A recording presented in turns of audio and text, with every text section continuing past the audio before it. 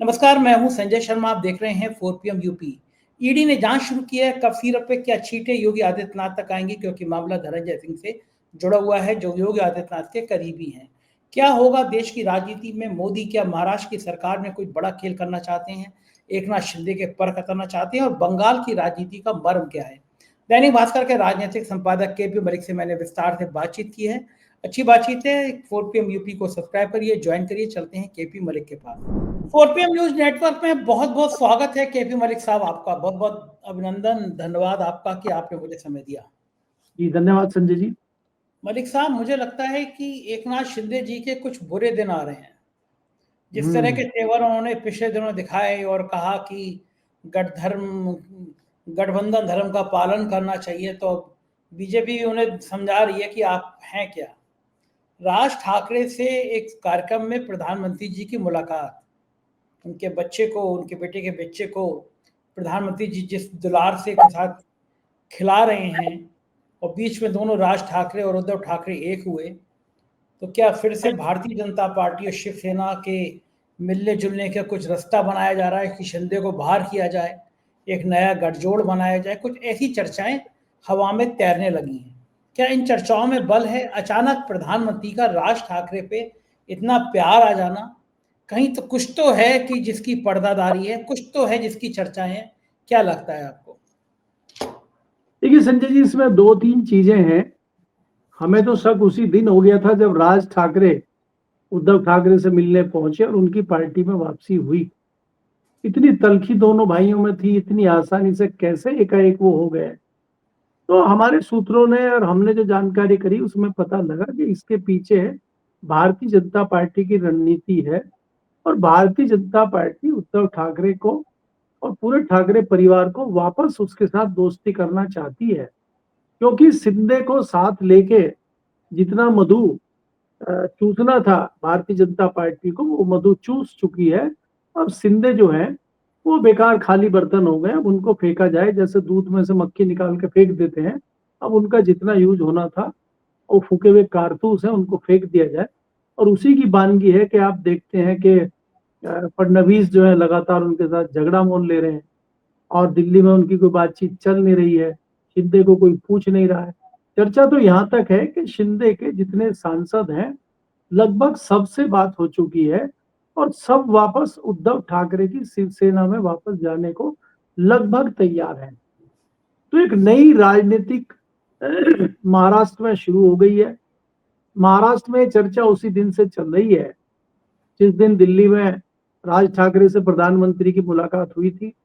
इधर से जो है इतना महत्वपूर्ण कार्यक्रम प्रधानमंत्री जी का रूस के राष्ट्रपति पुतिन के साथ चल रहा था। और पुतिन की फ्लाइट जैसे ही उड़ी, तुरंत जो है मोदी जी दिल्ली के एक 5 सितारा होटल में पहुंच गए, जहां राज ठाकरे के बेटे अमित ठाकरे के साले की शादी थी। और वहां पे एक वीडियो लीक हो गया जो आज चर्चा का विषय बना हुआ है। अभी तो कानाफूसी महाराष्ट्र की राजनीति में, महाराष्ट्र के राजनीतिक गलियारों में और दिल्ली में एक आध जगह चल रही थी। जब से वो वीडियो लीक हुआ तो ये चर्चा का विषय बन गया है। और इसमें यह है कि इसके पीछे अगर हम थोड़ा सा जांच पड़ताल करते हैं तो मुझे समझ में ये आता है कि भारतीय जनता पार्टी अब कहीं ना कहीं इस बात को लेकर घबराई हुई दिखाई देती है कि नीतीश कुमार और चंद्रबाबू नायडू कोई बड़ा एक्शन ले सकते हैं। क्योंकि दो घटनाएं बड़ी अगर आप देखते हैं पिछले दिनों, कि जिस प्रकार से नीतीश कुमार के साथ ये हुआ कि उनसे आपने गृह मंत्रालय भी ले लिया और स्पीकर भी ले लिया, और जिस प्रकार से कुशवाहा के एमएलए को तोड़ने की बातचीत चल रही है और उनकी जेडीयू नीतीश कुमार की जो पार्टी है उसमें भी तोड़फोड़ करने की कोशिश भारतीय जनता पार्टी कर रही है या करेगी, उसकी आशंका को देखते हुए चौकन्ने नीतीश कुमार हो गए। और दूसरा जो आप ये इंडिगो का कारनामा देख रहे हैं, सिविल एविएशन मिनिस्टर चंद्रबाबू के बेटे हैं, तो कहीं ऐसा तो नहीं है कि इंडिगो के बहाने चंद्रबाबू के बेटे को हटा के भारतीय जनता पार्टी ये मंत्रालय भी अपने पास रखना चाहती हो। और ऐसे में अगर कोई तलखी पड़ती है और नीतीश कुमार और चंद्रबाबू एक झटके में बाहर हो जाते हैं, तो ऐसे में इन सबको साधना बहुत जरूरी है। चाहे उसमें ठाकरे हो, चाहे उसमें आपके पंजाब की अकाली दल हो, चाहे ममता बनर्जी को ये समझाना हो कि कि हम आपको थोड़ी सी रियायत दे सकते हैं वेस्ट बंगाल में, लेकिन आपको कांग्रेस से उचित दूरी बनानी पड़ेगी। हालांकि मेरे पास खबरें ये भी हैं, हालांकि अपुष्ट खबरें हैं, मैं उसकी पुष्टि नहीं करता, कि संपर्क साधा गया है राम गोपाल जी से भी, और उनको भी कहा गया है कि अखिलेश को थोड़ा कांग्रेस से उचित दूरी बनाने के लिए कहिए, क्योंकि कांग्रेस को अकेला कर देना चाहती है भारतीय जनता पार्टी। इसीलिए संसद के अधिवेशन से एक दिन पहले तो सोनिया गांधी और राहुल गांधी के ऊपर दोबारा एफआईआर की गई, ताकि जो कांग्रेस का अपना निजी मुद्दा है उस पर सहयोगी दल क्यों आए।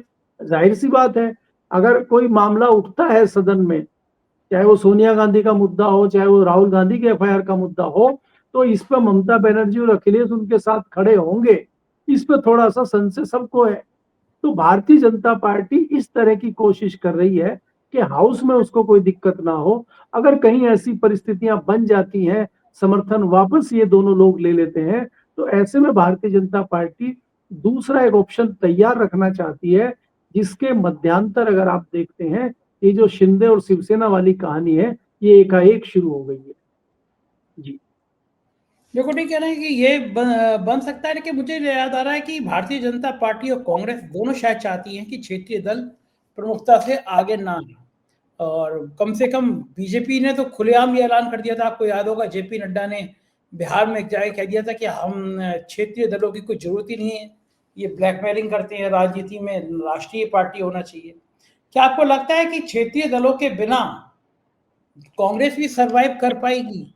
अगर रीजनल पार्टी ना हो, कांग्रेस ने जितनी सीटें जीती हैं उसमें रीजनल पार्टी की एक बड़ी खास भूमिका रही है। तो कांग्रेस अगर क्षेत्रीय दलों से अलग होती है या क्षेत्रीय दलों को ये समझाया जाता है अलग हो जाओ, तो ये कांग्रेस के लिए क्या झटका हो सकता है? नहीं, बिल्कुल झटका हो सकता है। यही रणनीति भारतीय जनता पार्टी की है जो हम देख रहे हैं, कि भारतीय जनता पार्टी चाहती है कि कांग्रेस को अकेला किया जाए। आज अगर आप देखेंगे, कांग्रेस के साथ कोई भी प्रमुख दल बहुत आगे बढ़ के चलता हुआ दिखाई नहीं दे रहा है।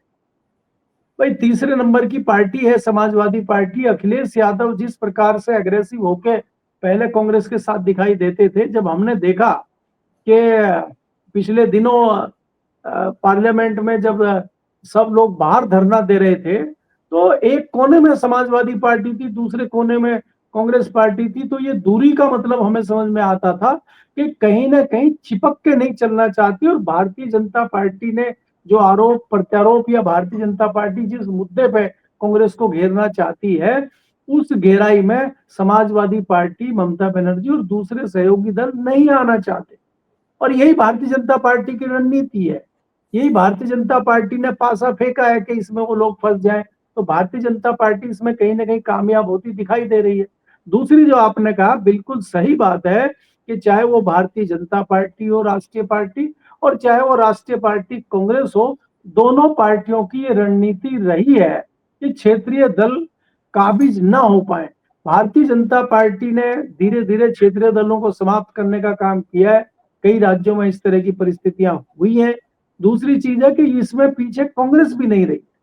अगर आप 10 साल पहले, 15 साल पहले देखेंगे, या उससे भी पहले आप जाएंगे, कि कांग्रेस की रणनीति रही है कि क्षेत्रीय दलों को समाप्त किया जाए।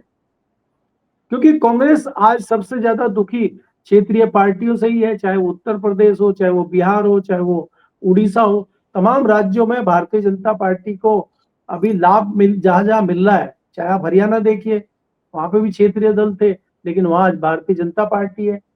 चाहे आप उत्तराखंड देखिए, चाहे आप उत्तर प्रदेश देखिए, चाहे आप उड़ीसा देखिए, बिहार देखिए, बंगाल देखिए, तो सब जगह क्षेत्रीय दल पैदा हो गए थे।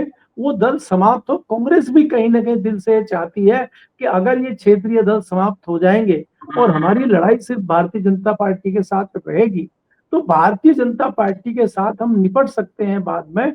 हालांकि अभी तत्काल फौरी तौर पर नुकसान कांग्रेस को हो सकता है, लेकिन लंबे समय में कांग्रेस को इसका फायदा होगा। इस रणनीति पर कांग्रेस भी कहीं ना कहीं सोचती तो है। जी हाँ, ये बात तो ठीक है कि अगर रीजनल पार्टी खत्म हो जाएंगी तो शायद नेशनल पार्टी को फायदा होगा, लेकिन बड़ा मुश्किल है। वो दौर अलग चला गया कि जब रीजनल पार्टी का अस्तित्व नहीं था, लेकिन अगर आप दक्षिण से लेकर उत्तर तक देखेंगे तो रीजनल पार्टी कहीं ज़्यादा मजबूत हो चुकी है और उनके बिना राष्ट्रीय पार्टियों का वर्षा। अब देखिए ना, उत्तर प्रदेश में भी संजय निषाद को, राजभर को, अनुप्रिया पटेल को, इन सबको संग में लेकर ही बीजेपी को लड़ना पड़ता है, क्योंकि अब जाति के आधारित पर राजनीति जितनी मजबूत होती जाएगी, क्षेत्रीय पार्टियों की भूमिका उतनी महत्वपूर्ण होती जाएगी। बंगाल की बात करते हैं। बंगाल का नया नाटक, आपको याद होगा, रविन्द्रनाथ टैगोर की तरह दाढ़ी बढ़ाई थी प्रधानमंत्री जी ने बंगाल के पिछले चुनाव से पहले, और इस बार वंदे भारत कहना होगा, वंदे मातरम कहना होगा। वंदे भारत ट्रेन चलाई थी, वंदे मातरम गीत होना होगा। तो वंदे भारत की ट्रेन को लेकर विवाद हुआ था। एक ट्रेन के उद्घाटन पे 4 करोड़ रुपए के आसपास खर्चा आया था, केवल हरी झंडी दिखाने के वीडियो का। इतना तो बढ़िया बढ़िया ये काम करते हैं, और वंदे मातरम को लेकर एक नया विवाद खड़ा करने की कोशिश कर रहे हैं। तो ये वंदे मातरम को लेकर जो विवाद हो रहे हैं, प्रियंका गांधी ने जो धुलाई करी है पार्लियामेंट की, ये मुद्दा कहां तक जाएगा, बंगाल में कितना असर डालेगा ये? देखिए संजय जी, अगर आप देखें, कई बार भारतीय जनता पार्टी के इस तरह की चीजों पे हमें अफसोस भी होता, हंसी भी आती है, और ये भी लगता है कि ये लोग कितने झूठ बोलते हैं और जनता को किस प्रकार से मूर्ख बनाने का काम करते हैं। आप कभी कहते थे कि भारत में रहना होगा, वंदे भारत कहना होगा, वंदे मातरम बोलना होगा। फिर आप एक कहते हैं कि पार्लियामेंट के सदन से एक दिन पहले आप ऑर्डर निकाल देते हैं कि पार्लियामेंट के सदन में कोई भी वंदे भारत की नारा नहीं लगाएगा, भारत माता की जय नहीं लगाएगा, वंदे मातरम का नारा नहीं लगाएगा। और उसके बाद आप मजाक देखिए कि वो वंदे मातरम पे आप बहस कर रहे हैं लोकसभा में, और नारे पर रोक है और बहस चल रही है 150 साल पुराने मामले पे। और जो मामला हमारे सामने बैठा है, जो लाखों यात्री एयरपोर्ट पे बैठे हैं, उसका कोई जिक्र ही नहीं है, और हम बहस कर रहे हैं वंदे मातरम पे। कितनी मजाकिया बात है। और चाहे कांग्रेस हो, चाहे भारतीय जनता पार्टी हो, लगे पड़े हैं। आज प्रधानमंत्री जी का लगभग 1 घंटे का भाषण हुआ। उन्होंने मुझे लगता है दर्जनों बार नेहरू का नाम लिया, मुस्लिम लीग का नाम लिया, कांग्रेस का नाम लिया। उन्होंने एक बार भी राष्ट्रीय स्वयंसेवक संघ का नाम नहीं लिया, ना हिंदू महासभा का नाम लिया, ना अपना बताया कि उनके पुरखों ने क्या किया। आप उधार के, चाहे वो पटेल साहब हो, चाहे महात्मा गांधी जी हो, उनकी बात आप करते हैं। अरे भाई, वो तो कांग्रेस के थे। आप बताइए ना, जिनको आप वीर सावरकर कहते हैं, वो क्या कर रहे थे, उनका गुणगान करिए थोड़ा पार्लियामेंट में। इसीलिए प्रियंका गांधी का भाषण अगर आप देखेंगे, बिंदुवार प्रधानमंत्री पे उन्होंने जब धोना शुरू किया प्रधानमंत्री जी को, और उसके बाद जब आपने देखा कि जो उप नेता है विपक्ष के गोगोई साहब, जब गोगोई साहब ने धोना शुरू किया तो मोदी जी भाग खड़े हुए, तो मोदी जी चले गए और उनके पीछे पीछे स्पीकर ओम बिरला चले गए। और आपदा में अवसर तलाशते हुए आपके मित्र आ गए, परम मित्र उत्तर प्रदेश वाले जगदम्बिका पाल जी, और उनको लगा अरे आज तो पार्लियामेंट में बड़ा अच्छा मौका मिल गया, क्योंकि प्रधानमंत्री जी जैसे ही सदन के निकल के गए हैं, और वो अपने केबिन में बैठ के तो टीवी पर देख रहे होंगे बहस। भाई तरुण गोगोई तो जो है वो तो धो रहे हैं प्रधानमंत्री जी को और भारतीय जनता पार्टी को, तो वो तो गर्मा गर्म बहस जरूर देख रहे होंगे। तो उन्होंने लगातार बीच में टोका टाकी शुरू कर दी, और गोगोई साहब ने कहा यहाँ मैं आपसे तर्क वितर्क करने नहीं आया हूं, मैं अपना भाषण देने आया हूं। तो उन्होंने क्या है कि उनका तारतम्य तोड़ने की भरपूर कोशिश जगदम्बिका पाल ने की, लेकिन उन्होंने नहीं सुना। लेकिन एक बात सिद्ध हो गई कि उनको बुखार चढ़ गया ओम बिरला जी को, कि ये जो क्रांतिकारी आए हैं और प्रधानमंत्री जी की नजर इन पे पड़ गई, कहीं मेरी कुर्सी ना जाती रहे, क्योंकि ये कुर्सी पे चिपक जाते हैं, कुर्सी खाली दिखते ही ये बैठ जाते हैं। आपको याद होगा एक दिन की मुख्यमंत्री की कुर्सी, और कल्याण सिंह कहाँ गए बाथरूम और ये कुर्सी पे बैठ गए। तो कहीं ऐसा ना हो जाए, इससे आज रात को नींद मुझे नहीं लगता कि बिरला जी को आएगी, और जगदम्बिका पाल आज जो है बड़े गदगद है, तो हो सकता है प्रधानमंत्री की नजरें इनायत इधर हो जाए। तो इस तरह की चीजें सदन में चल रही हैं। आज मुझे लगता है कि सबसे अच्छा भाषण प्रियंका गांधी और गोगोई का बहुत अच्छा भाषण था। उन्होंने तथ्यों को और पॉइंट वाइज, प्रियंका गांधी ने जो जबरदस्त भाषण दिया, उन्होंने कहा कि आप जो है प्रधानमंत्री जी पूरी सूची बना लीजिए और एक दिन बहस रख लीजिए नेहरू पे, कांग्रेस पे और मुस्लिम लीग पे, और निपटाइए, इसको खत्म करिए, और उसके बाद हम महंगाई, बेरोजगारी और देश में जो डॉलर गिर रहा है उस पर एक बहस हो जाएगा। देखिए क्या पिन ड्रॉप साइलेंस पार्लियामेंट में हो गया और भारतीय जनता पार्टी के तमाम सांसदों के और मंत्रियों के चेहरे डाउन हो गए, ऐसे पसीना आ गया जैसे सबको। तो इस तरह की गर्मा गर्म बहस आज देखने को मिली। और प्रधानमंत्री जी के भाषण का अगर विश्लेषण करते हैं, एक बार तो उन्होंने माफी भी मांगी, कई झूठों से भरा हुआ उनका भाषण था और कई लोगों ने उनका झूठ पकड़ लिया। तो ये ऐसे प्रधानमंत्री जी हैं, जब शुरू करते हैं ऐसी लय में बह जाते हैं, इनको पता ही नहीं लगता कि मैं कई सारी ऐसी चीजें बोल देता हूँ। अच्छा प्रियंका, आज तो महादेव ऐप सट्टेबाजी को भी लेके प्रियंका गांधी ने घेराबंदी कर डाली कि भैया प्रधानमंत्री जी अपना कार्यालय देख लो, सट्टाबाजी हो रही है वहां पे। हिरेन जोशी जो हैं प्रधानमंत्री कार्यालय पे एक ऐसा दाग बन गए हैं जो सुलझा ही नहीं सुलझा। ये कहानी क्या है, कोई बोलने को तैयार नहीं कि हरेन जोशी जिम्मेदार हैं नहीं है। महादेव ऐप सट्टा वाले का मामला क्या है, क्या सट्टा वाकई में पीएमओ से हो रहा था? हिमाचल कैडर का रिटायर्ड आईएएस वो महेंद्र नाटा विनय मालू की क्यों मदद कर रहा है, जो ईडी सीबीआई के चंगुल में आ गए, बड़ी बाद में किसी तरह निकले हों बाद में। ये खेल क्या है? इस खेल के पीछे कहानियां तो बहुत हैं, लेकिन पीएमओ कार्यालय पहली बार एक दबाव में आया है, दाग उठे हैं प्रधानमंत्री के कार्यालय पर। ये क्या बहुत ज्यादा भारी या नुकसान होगा, क्या लग रहा है आपको भविष्य में? नहीं संजय जी, ये चीजें आई कहां से निकल के? प्रधानमंत्री के दफ्तर में सेंध लग गई है। तो आप तो वहां छत्तीसगढ़ में ढूंढ रहे थे, छत्तीसगढ़ में सीएम और उनके बेटे पे बता रहे थे कि महादेव का सट्टा तो वो चलाते हैं, और ये तो सट्टा घर से ही चल रहा था। ये तो बिल्कुल दिए के नीचे अंधेरा, ये तो चोर की दाढ़ी में तिनका, ये तो बहुत सारी चीजें हो गई। खबरें जो दिल्ली में चल रही हैं कि नंबर 2 वायदा याद दिलाना चाहते हैं प्रधानमंत्री जी को कि आपने कहा था कि 75 साल के बाद आपका नंबर आएगा, और अब 75 साल हो गए हैं, तो कुर्सी खाली कीजिए। अभी थोड़ा करंट लगाया है उन्होंने, अभी तो सुब्रमण्यम स्वामी वाली बातें हैं, बहुत सारी बातें हैं।